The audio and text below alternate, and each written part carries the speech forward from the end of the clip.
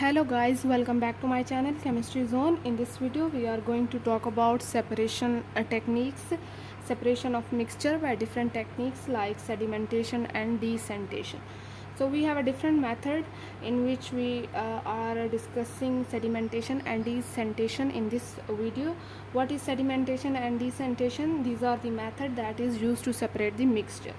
Sedimentation and decantation methods are used to separate insoluble substances which are heavier than the liquid. The process of the sedimentation involves the settling of heavier component of mixture as a sediment at the bottom due to gravity. In decantation, the liquid is transferred into another beaker, leaving behind the sedimentation and sediments at the bottom.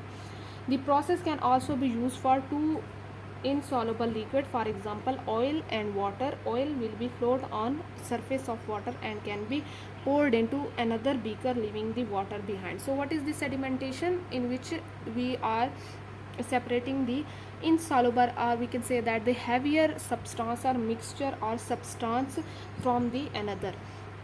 So we have this example in which we have the water and sand, that is the mixture, or we can say that the mixture of water and sand, in which the sand is settled down because of its heavier particle than the water. Water form the layer at the top, and sand can form the layer at the bottom, or you can say that it is sedimented or settled down at the bottom.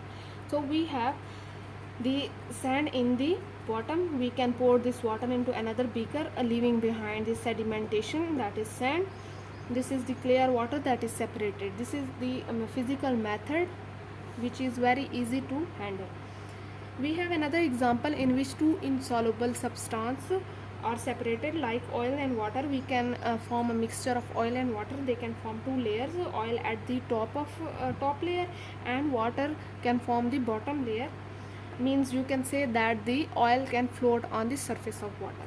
So this oil can be poured into another beaker, and in this way it is separated by this water.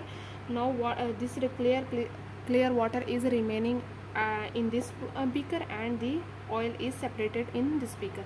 So this is the process in which we can separate the two insoluble mixture, or you can say two insoluble substances.